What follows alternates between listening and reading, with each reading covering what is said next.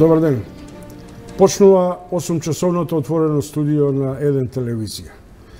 Тоа е политичка програма, но многу повеќе истовремено и социјален барометар. Во неа и во него ќе гледате меѓу другото и ексклузивни информации од естрадата. Почнува и ќе го гледате и шоуто на Драган Вучич. Имате исто така веќе препознатливи брендови со Сергеј, со младите колеги од Ексклузив. Се разбира, сакам на почетокот да ви посочам дека во отвореното студио 1 ќе се занимаваме и со скандалот во Бугарија.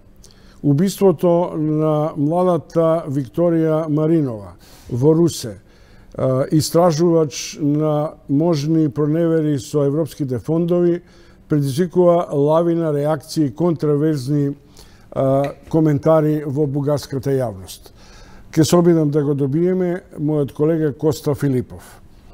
Во студио 1 гостин ќе биде и светски афирмираниот каратист Дејан Недев. Со професор Владимир Филиповски после 17 часот може ли економијата да влие врз политиката? Затоа што ја премутираме нашата обсесија дека политичката криза влие жестоко врз економските текови.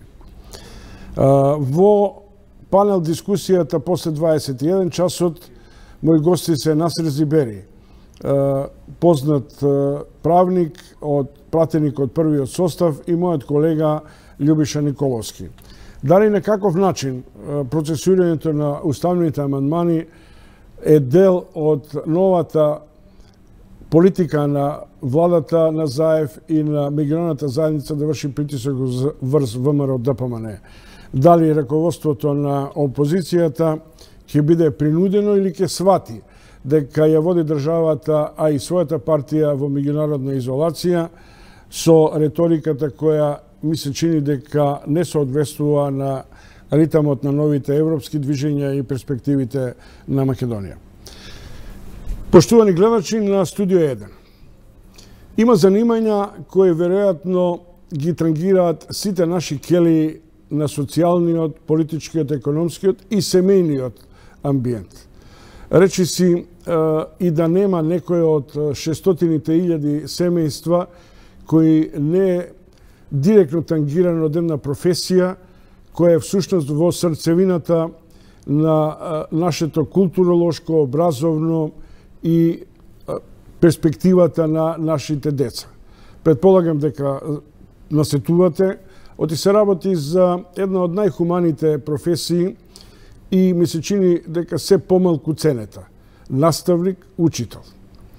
Во нашето студио е Лидија Михајловска, наставник од Куманово, инаку добитник на престижната награда, годинешна награда за педагог или просветен работник на годината. Ви благодарам што дојдете од Куманово. Не најавте лесно? Да, се наѓате. Знаат ли учениците дека ќе настапите во телевизиско шоу? Пред се добар ден на вас и на гледачите на Еден ТВ. Знаат повеќе мина колеги и дел од учениците. Да, што беа прва смена од Сабајле. Комуницирате ли со учениците преку Фејсбук? Или... Со учениците не, со завршените ученици да. Да, и како комуницирате, на која е ниво на интерес нивене? Дали тие се интересираат за вас и вашиот статус и за вашите погледи, или вие се интересирате за нивните перспективи и начинот на кој продолжуваат со образованието? Секако наша задача основна и цело е ние да се интересираме за тоа што тие прават и што понатаму ќе прават во животот. Значи, основната улога на секој просветен работник е токму тоа. Ученикот да биде субјект во наставата и центарот на вниманието наше. Значи, сте биле се?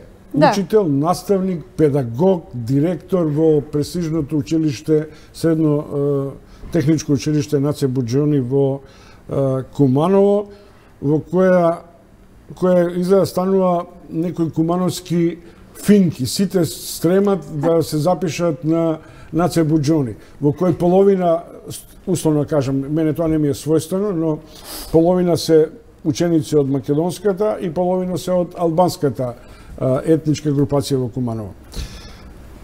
Штом тоа се спомене, веднаш асоциацијата како функционира таков еден етнички кампус, мултиетнички кампус? Функционира, можам да кажам, одлично. Колку може да се каже кога функционира нешто во одвоени згради. Меѓутоа, таква е судбината на Куманово уште од конфликтот па наваму. Се одвоија училиштата и се уште македонците и албанците учат во одвоени згради. Управата е една, во зградата кај се наоѓаат ученици од македонска националност, а таму во другата зграда се професорите што предаваат на албански јазик и си има таму педагошко-психолошка служба. Меѓутоа, можам да кажам дека нашето училиште има одлична меѓуетничка соработка и помеѓу учениците и помеѓу професорите. Значи, ние сме едно од училиштата со најдобра пракса, затоа што голем број на ученици од албанска националност доаѓаат на практична настава во просториите кај што се учениците македонци, изведуваат заедно практична настава, заедно практични вежби на најнови и најсовремени машини. Значи, ние тоа го практикуваме веќе со години наназад успешно. И може да се пофалиме со тоа. Тоа е средно стручен центар. Да. Првата асоциација што ми доаѓа е дека се предупредуваат и на Македонија и не достигаат работници. Дали учениците кои влегуваат во образовниот циклус се подготвени? Дали вие ги подготвувате да влезат во еден сериозен деловен однос, производен однос, да се остручени, да се зафатат со работа? Или секој од нив си ја гледа перспективата не само надвор од Куманово, туку и надвор од државата? За жал, со години назад фирмите се жалеа дека им доаѓаат неквалитетни кадри, учениците недоволно знаат. Меѓутоа, вината не треба да ја бараме само во училиштата, нели? Наставните планови и програми се тие што ги диктира Министерството за образование. Ние само мора да ги спроведуваме и реализираме. Условите во кои обстојуваме се такви, со минимум нагледни средства, со минимум машини кои се потребни за практична настава. Значи, се до пред минатата година немаше во наставната програма учениците задолжително да одат во фирми на практична настава. Од минатата година тоа веќе е новина и тоа е една позитивна, значи новина. Задолжително секој ученик треба во предпријатие да одржува задолжително практична настава. Што тоа ќе значи?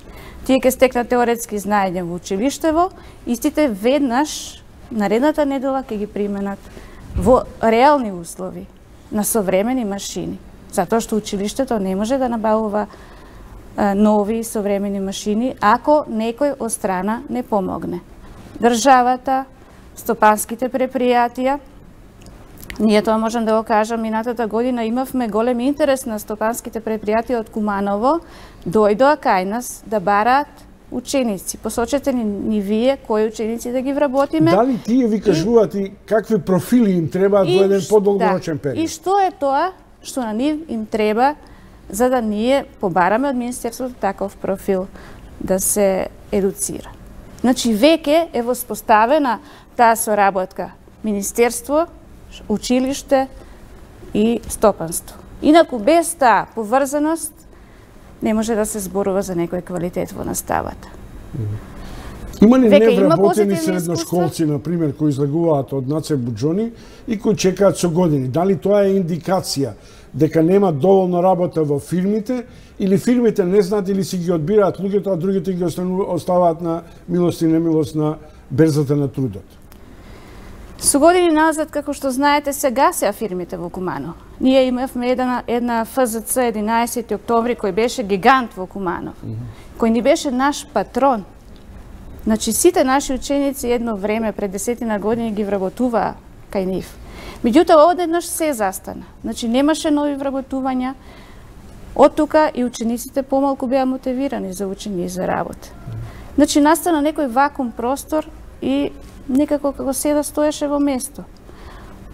Од минатата година некако нешто како да тргна би реков, се јави интерес од страна на фирмите, веројатно поучени од некоја добра пракса европска. Германија работи на тој принцип. Значи, учениците имаат практична настава во занаетчиските комори.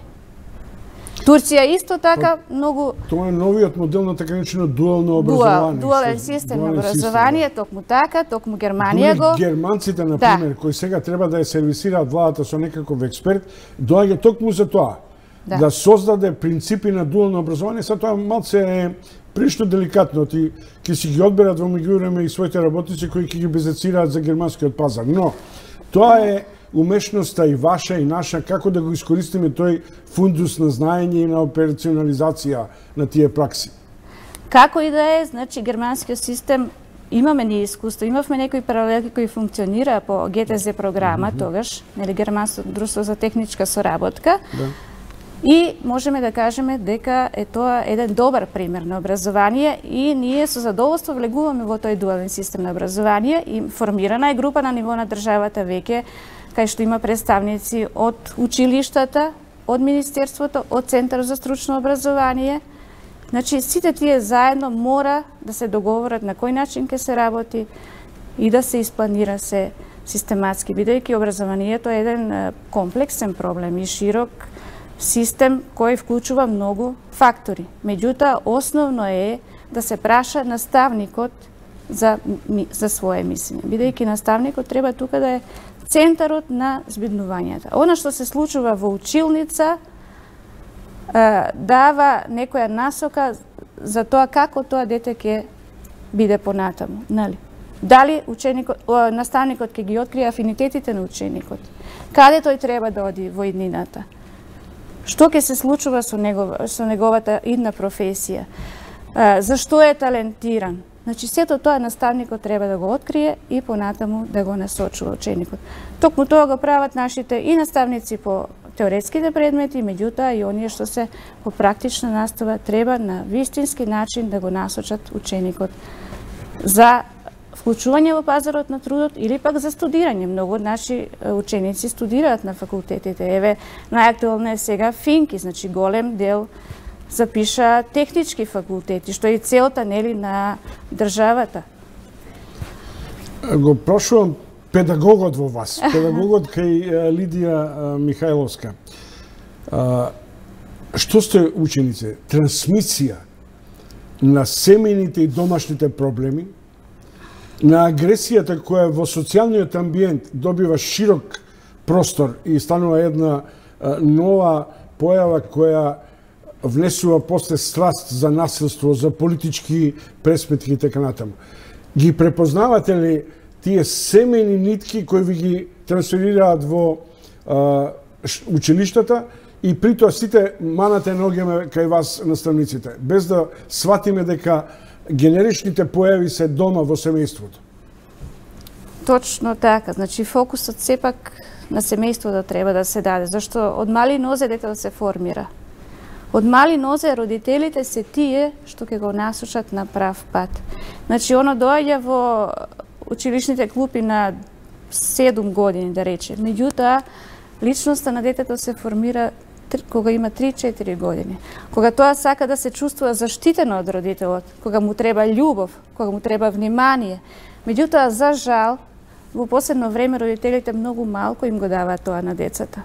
Оптеретени со трката или за решавање на екзистенцијално прашање, или пак за некој повисок социјален статус. Нели, бркат повеќе работи во исто време, за да имаат повеќе пари, да си обезбедат полагоден живот, меѓутоа запоставувајќи основната улога што ја имаат. Детето е нивниот центар на внимание. Парите ништо не прават ако детето не име насочено каде треба да оди и како да оди. Децата не достигне диалог. Дали вие едно време сте можеби некаква ординација за нивните неволји, за нивните искажувања? Дали учениците имаат доверба во вас? Или ја покажуваат таа агресија која е перманентно и кон вас, кон непочитување на професијата, кон вашиот личен интегритет и така натаму? Секојдневно имаме средби со учениците, и како педагог, и како директор. Значи, секој просветен работник секојдневно се среќава со секакви ученици. Значи, и ученици кои сака да работат и да напредуваат, да постигаат нешто додатна надпревари, меѓутоа и се ученици кои се недоволно заинтересирани за настава. Ние мора да најдеме време за секој од нив. Значи, затоа има дополнителна и додатна настава. Затоа психолошко-педагошките служби во училиштата се тие кои секогаш треба да бидат отворени за диалог кон ученикот. Инаку, меѓу себе, како што знаеме сите и вие што потенцирате, значи, учениците се затворени, отуѓени еден од друг. Во социјалните мрежи ќе си гледаат во тој телефон мобилен со часови и не комуницираат меѓу себе. Значи, тоа е она што, за жал, и таа глобализација и воведување на се посовремена техника во секојдневниот живот допринесува за отуѓување на луѓето и, за жал, има негативни импликации во секојдневниот живот. Кои се елементите на асоцијалноста кај децата кои се манифестираат преку недостиг на диалог во семејството?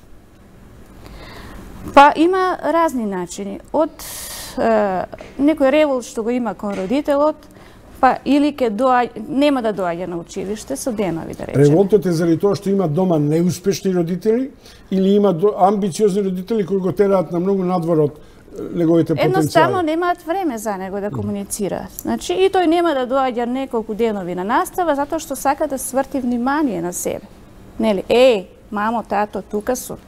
Погледнете ме. Погледнете што се случува со мене. Значи, тоа е тоа што децата го бараат. И ние мора тоа да им го дозволиме. И ние како вработени, може би јавноста многу често, како што рековте вие, сака да дава некои критики на воспитно-образовниот систем. Но верувајте, секој просветен работник во основата ја има љубовта кон својата професија, посветеноста на својата работа. И секогаш задоволен е кога ќе му се види на лицето на ученикот насмевка. Михајловска, звањето учител пред 2 децении беше синоним на една комплексна личност на која децата им ги препуштаме, во која општеството вложуваше и на кој ви ги препушта генерациите. Дали денеска чувствувате дека учител е тотално маргинализирана професија од материјален, социјален, па и педагошки аспект? Јас тоа можам добро да го почувствувам, бидејќи сум дете на просветни работници. Мајка ми беше учителка, татко ми наставник по биологија, сега починати веќе. И добро знам што значеше учител во тоа време и што значеше учител на ниво на една локална заедница, во училиште, во општеството воопшто. Значи, тоа беше една ценета професија.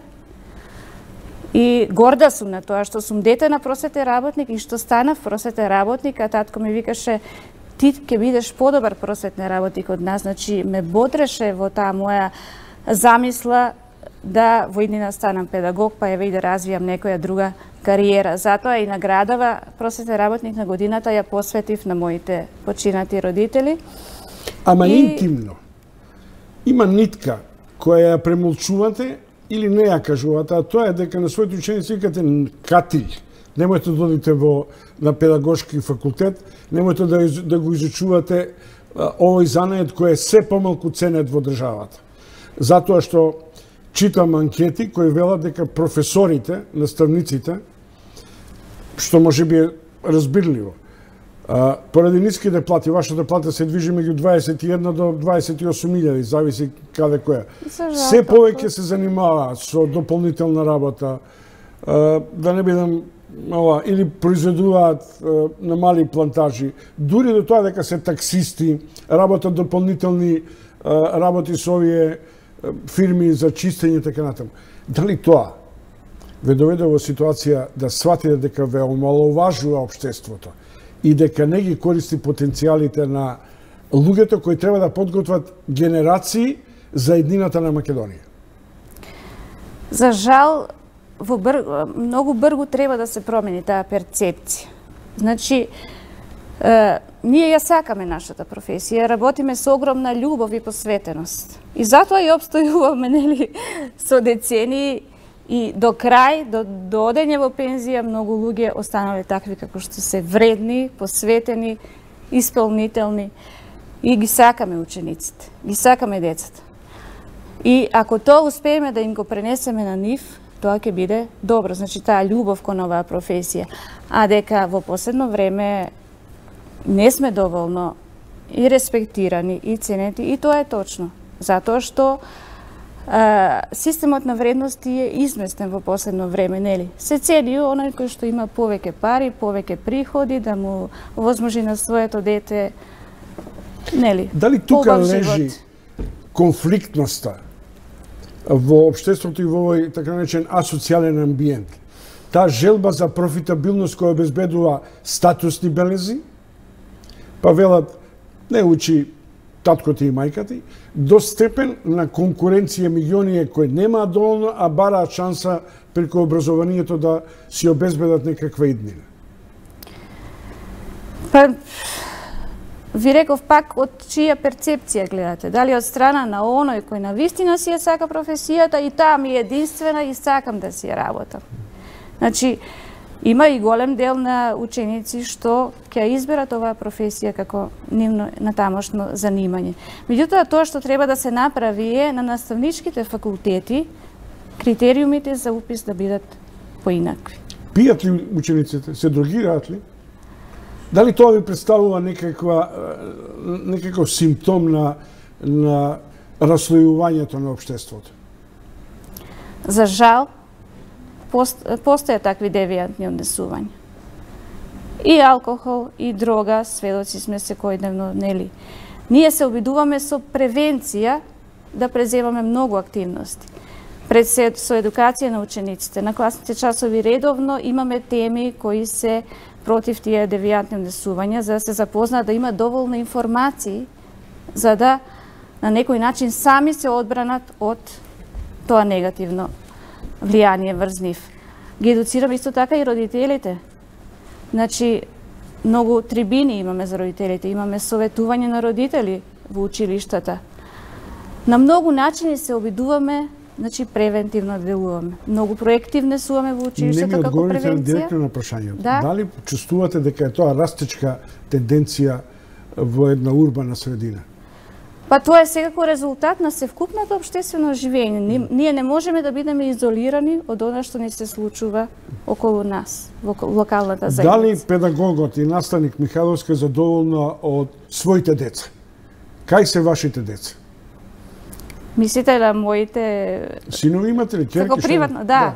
Имам 2 сина и сум пресреќна и горда мајка што имам еден син 23 години студент на Финки, веќе 2019 планираме да заврши, и еден бруцош исто така на Финки со 19 години.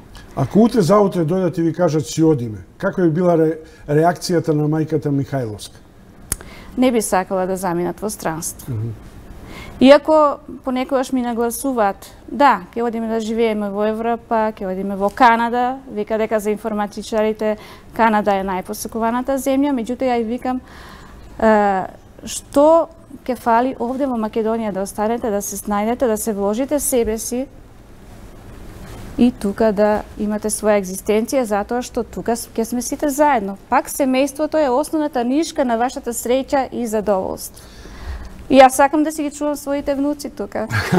Ја би посекал да ви се оствари таа желба. Уште еднаш ви честитам за престижната награда, иако не е најпрестижно денеска да сте учител, но борбата и искреноста во вашиот настав зборува дека сакате да го чувате профилот на еден сериозен наставник и учител. Секако, јас сум презадоволна од изборот на професијата и кога пак би бирала, пак би избрала исто. Без разлика на сето ова што го зборавме предходно. Благодарам што дојдовте од Куманово. Се надевам дека добро и успешно ќе се вратите во својата работна средина со перцепција која е помалку човечка. Немате намера, например, и дали уопшто сте имале намера да се преселите во Скопје, иако Куманово и Скопје се веќе еден град? Пак од тука ми било работното место, може. Не се знае сега до крај, имам уште 10 години. И благодарам уште еднаш и уште еднаш честитки. Почитувани гледачи, тоа беше Лидија Михајловска, најдобар просветен работник годинава, еден од најдобрите просветни работници, со кого разговаравме за премрежјата на тоа кому им ги препуштаме нашите деца, како тие ги воспитуваат за генерациите што треба Македонија да ја извезат на еден светски или европски пазар на трудот и како ние воопшто интерактивно како родители и учители настапуваме во сузбивањето на евентуалните асоцијални и девијантни појави. Продолжуваме со вестите, а потоа следете не со серијал на разговори, меѓу другото и со Коста Филипов, што е причина и повод за убиството на Викторија Маринова, позната новинарка во Бугарија, која се занимаваше меѓу другото со телевизиското истражувачко новинарство околу проneверите со европските пари.